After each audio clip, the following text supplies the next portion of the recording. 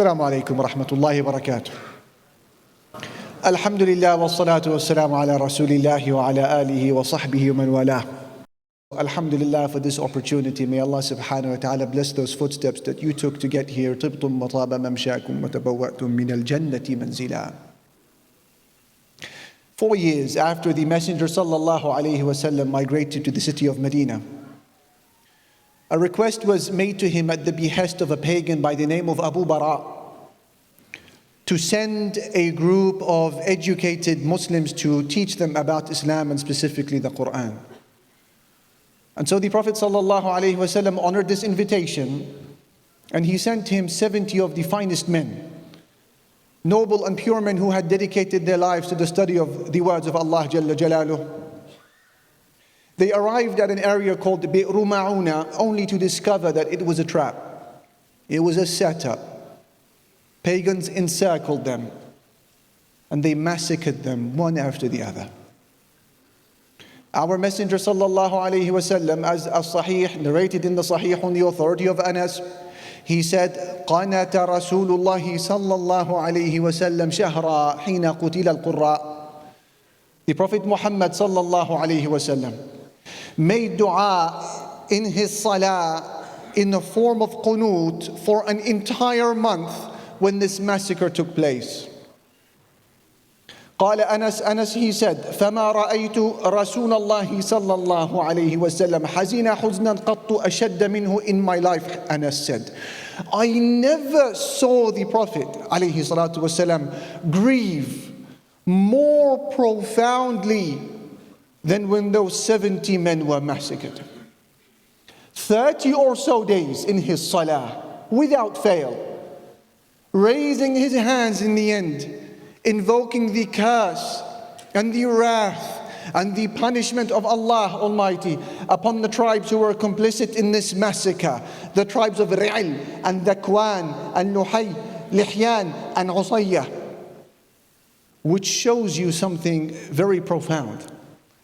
To what extent your Prophet alayhi salatu wasalam was attuned to the pain and the suffering of the Muslims. What gave them happiness gave him joy, and what grieved them bereaved him alayhi salatu wasalam. I say this to draw attention to the point that the pain that you feel and that tug at your heartstrings every time you see yet another child being pulled out of the rubble and another pure soul who has been martyred, that pain that envelops you every time you go through your socials and your feed, you are in an act of ibadah. You are worshipping Allah Jalla Jalaluhu, and it is a sign of iman that is brimming with life. The last couple of weeks, since the 7th of October, we have been forced to come head to head with some very bitter realities. Some very clear revelations have become manifest, and certain truths that were previously unspoken about are now laid bare for everyone to see. And I'm going to share with you 6 of them. For those of you who say, what is the future for our battered and bruised ummah after they have wiped off Gaza off their map as they promised that they would? What is the future of the Muslims? Some people may say. I say, my brother, my sister, reverse that question for a moment. Don't you see the light at the end of the tunnel? The question is, what future is there now for the Zionist project? How do we come to this question? I say to you 6 points, take note of them. The first of these realities is as follows. When you find yourself needing, as an occupier, as an oppressor, to control the narrative, to limit freedoms, to suppress your population here in the West, by banning protests, by curtailing what you called free speech, by banning the raising of the Palestinian flag, by calling people who come together to speak against oppression as hate marches. When you find yourself as an occupier hacking people's account influences and putting up the Israeli flag by force, when you're offering them in their DMs lucrative business deals, support us, we will give you a bright future, and if you fail to do so, there is no more career progression for you. when you find yourself controlling the narrative in this way, when you find yourself employing millions of trolls, internet bots around the world to give the world the impression that you have more sympathizers than you actually do, that's when you know that you are morally bankrupt and you've lost the war and there is no future for your project. Point number 2. When you find yourself needing to blindfold the world, as the occupiers are doing, so that they can't see the massacres that you intend to inflict upon the civil population. When you do that by cutting off the electricity and cutting off internet and waiting for batteries to die so that you can unleash your savagery without the world seeing. And then when you massacre 50 journalists in just a month, that's a world record, who are our eyes looking into Gaza, and you target their families to intimidate them. When you censor accounts that are exposing your crimes, that is when you know that the occupation is morally bankrupt and the occupation has lost the war and the occupation has no future. Number 3. When you find yourself unleashing your rage on the civil population because of your own failures elsewhere, when you find yourself needing to switch off electricity and water and internet and turn off and cut off food from the masses of the people, when you publicly target their bakeries, their nurseries, their hospitals, their paramedics, their schools, and anything that sustains human life, then you know that you're morally bankrupt and you've lost the war and you have a very bleak future ahead of you. Number 4, when your own people start turning their back against you. When your own people start saying, "What are you doing?" When you have the largest ever Jewish rally to take place in America coming side by side with Palestinians in a pro-Palestinian march in the capital or around it, as we saw a few weeks ago. When you see rabbis on TV saying, "Oh God, we ask you to hasten the dismantling of the Zionist project," rabbis, not imams. When rabbis are standing side by side with Muslims and non-Muslims, they themselves stomping on the Israeli flag, not us, they are doing that. When you have the likes of the BBC, as was reported by the Times magazine, whose employees are crying in their bathrooms during their working hours because of the incredibly hostile and biased coverage towards the plight of the Palestinians, then you know that you as an occupier, you're bankrupt morally, and you've lost the war that you've declared. Your cause has no future. Number 5, when you see how the Western secular liberal democracies of the world can no longer claim that their values and principles are able to uphold peace and justice as they had claimed. When there is no way to describe what is happening in Gaza and Palestine other than to use the word impunity and arrogance and double standards. When you see how the souls of the Zionists, both the Arab and the non-Arab Zionists, how their souls have died in the Gaza Strip. That's when you know that you as an occupier, you are morally bankrupt and you've lost the war and your cause has absolutely no future. And number 6, when you try to befool the entire world by strawmanning the plight of the Muslims and the Arabs and the non-Arabs as simply being a group of savages who are thirsty for Jewish blood, a group of savages who are motivated by nothing other than a witch hunt against Jews and a bunch of anti-Semites, when that becomes your argument, then you've shown the world that you've really run out of lies. You're morally bankrupt And most importantly for you, my brother and sister, to remember, the Zionist project has absolutely no future. I mention this to raise our morale.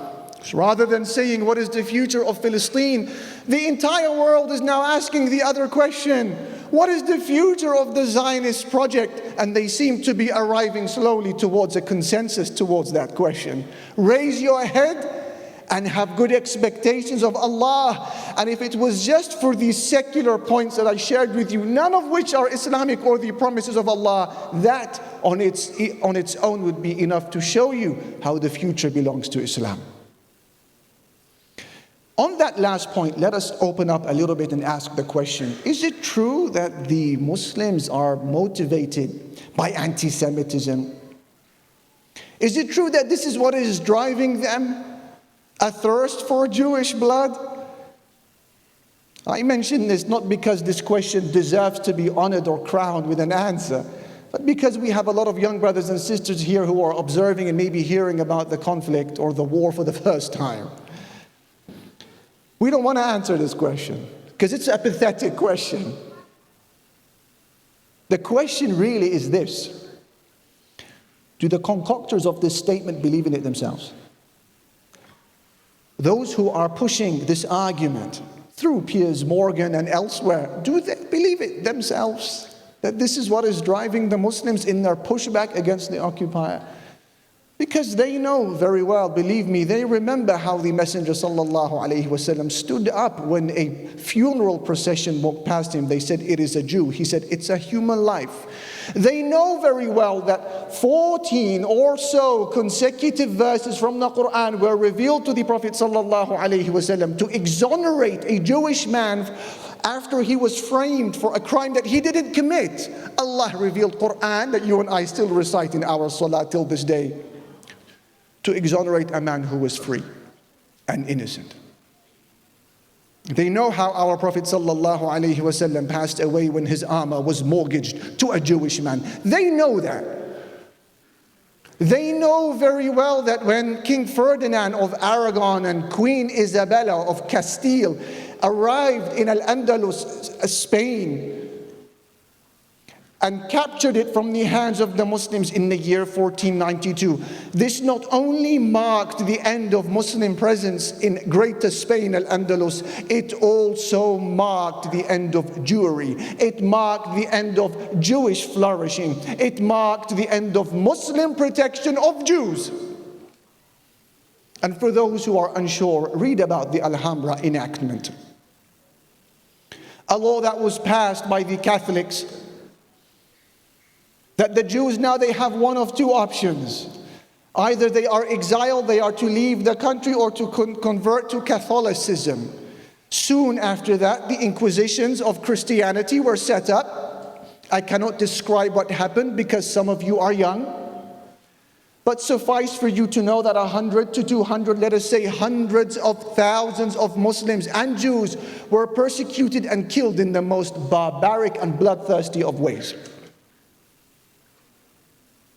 And then Bayezid II from the Ottoman provinces sent ships towards the Spanish ports to deliver the Muslims and to deliver the Jews. 100 to 200,000 Jews were delivered from Spain to the Ottoman provinces to live under the caring and watchful eye of the Muslims. And there their rabbis began to write messages to the Jews of the world, saying to them, come to the land of prosperity, come to the land of wealth, come to the land of safety, where you can be rich and no one will judge you for your faith. Come and practice your religion here. They know that. They know after the World War II, it was the Grand Mosque in Paris that hosted many Jews who were fleeing the persecution of the Nazis and gave them a safe haven and route to escape there. They know this. And by the way, if our history was a history of persecuting Jews, if this was our driving force, if this was our motivator, we simply couldn't hide this from our history. For the very simple fact, and memorize this, my brother, my sister, for the very simple fact that when the Prophet Muhammad sallallahu alaihi wasallam died in the year 632, A few years after that, the Muslim armies had conquered every part of the globe where Jews lived. Wherever Jews existed on the globe, it was now controlled by Muslims. Whether you talk about North Africa, whether you talk about the whole of the Middle East, whether you talk about the eastern frontiers of Iran and beyond, whether you talk about Spain, the Muslims were there. What happened to the Jews now that their fate was in the hands of the Muslims? I won't answer this question. Ask the Jewish Chronicle in an article that they published in the year 2012, titled, "So What Did the Muslims Do for the Jews?"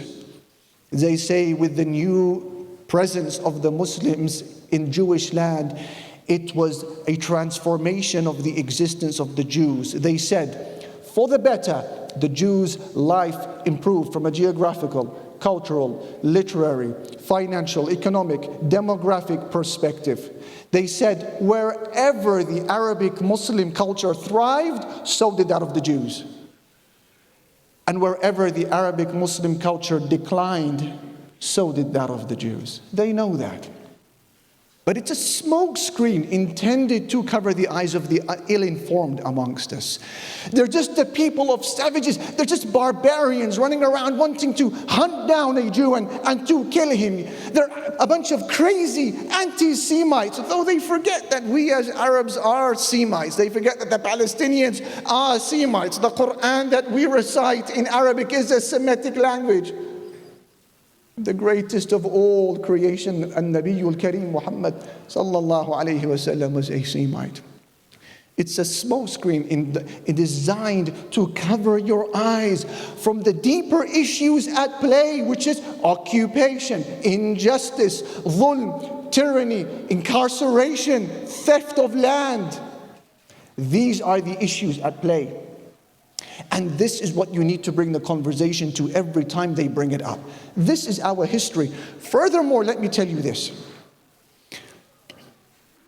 More often than not, a person who is guilty of a particular crime or a fetish will project his or her illnesses on others because of something they are hiding themselves. When you say that we're a bunch of Muslims who are motivated by blood, and Jewish blood specifically, that only reflects on your history and what you've done till this day, not us. You are the ones who considered the Africans subhumans. You are the ones who exterminated the Native Americans from their homes. You are the ones who dropped the napalm bombs on the villages of Vietnam. You are the ones who detonated 2 nuclear bombs on Hiroshima and Nagasaki. And you are the ones who have detonated the equivalent of 2 nuclear bombs on Gaza, as was mentioned by the Euromed monitor. That's not us. You are the ones who have a thirst for blood, not us. You are the ones who still celebrate, we say to them, the Spanish culture of pitting a human being, a man, against a bull, and it's a survival of the fittest, whichever will die first. That's your fetish, not ours. It's in your Roman Colosseums where you would pit a gladiator, whether that was a slave, a servant, or a person in debt, against one another or against animals, which includes elephants, giraffes, wild boars, alligators, tigers, lions, crocodiles. 400,000 Romans are expected to have died in that Colosseum, and some of the animals, species were extinct in the locality of the Colosseum. To feed their fetish for blood, that is not our history, that is yours. Bring it back to the core issue, my brother, my sister. The core issue is dhulm. The core issue is occupation. The core issue is theft and genocide. Bring it back to that every single time.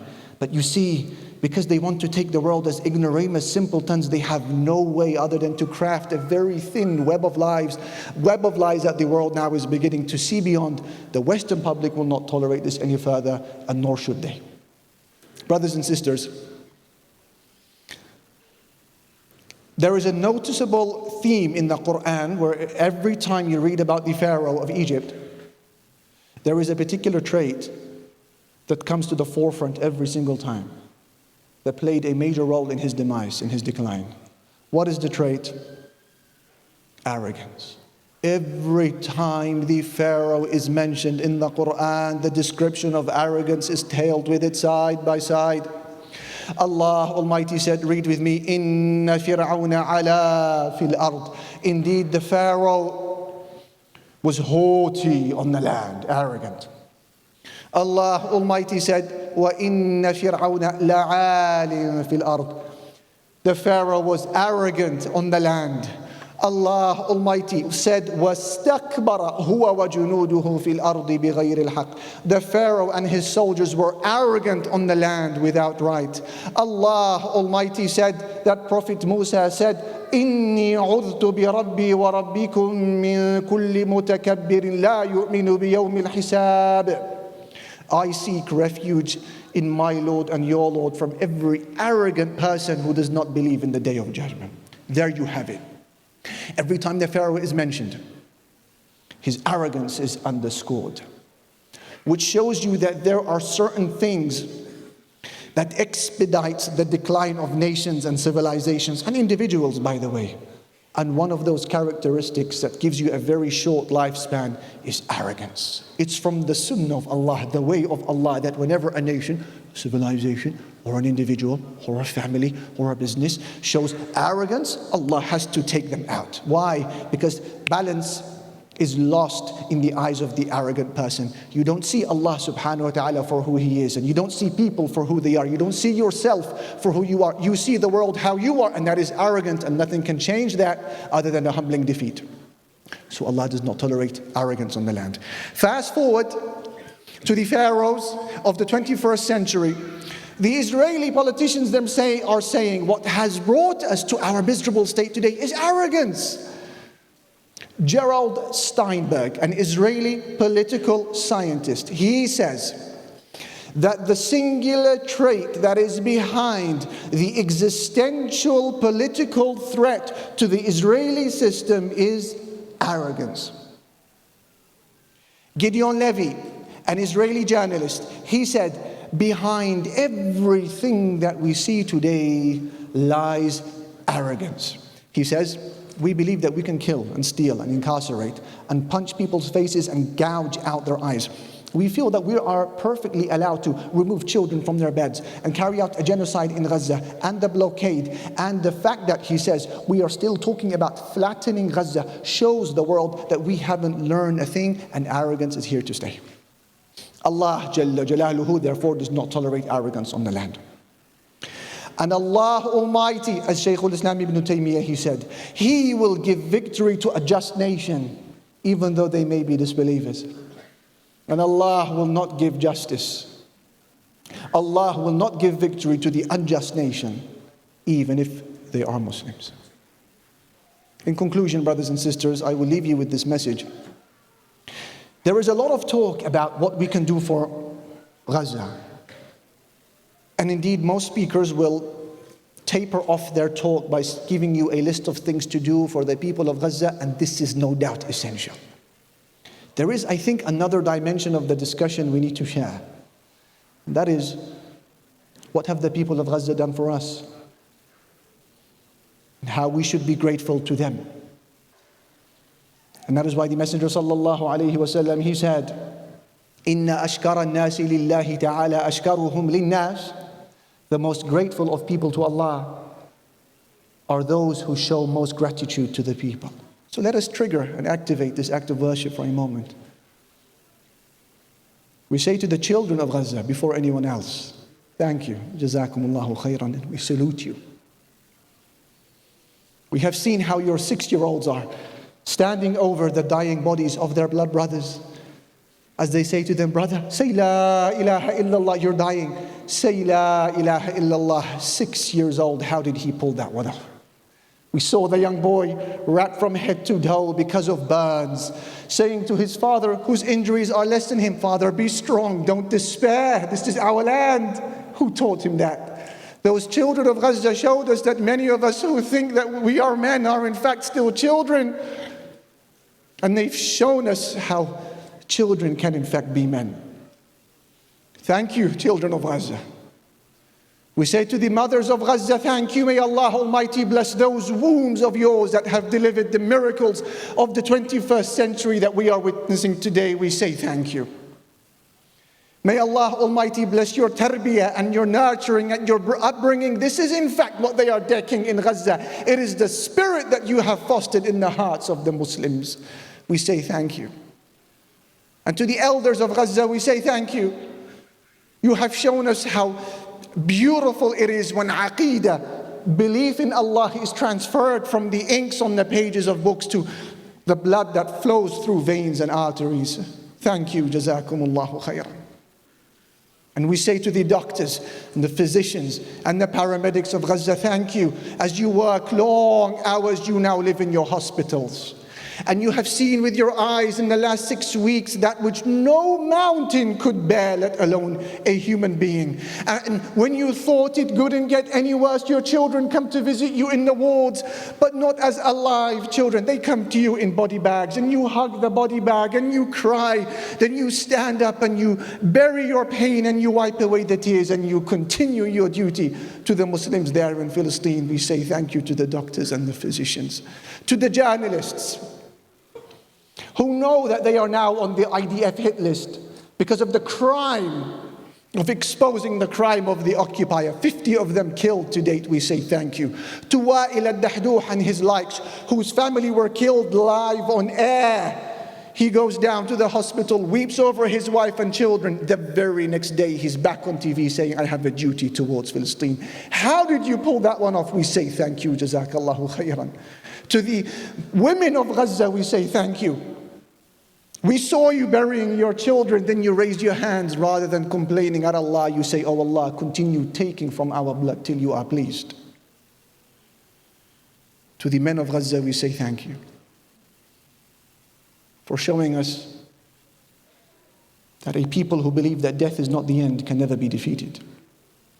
Thank you for helping us understanding verses of the Quran that we previously did not understand until we saw you. Thank you for removing from the hearts of 2 billion Muslims around the world the fear of any human being but Allah subhanahu wa ta'ala. Thank you.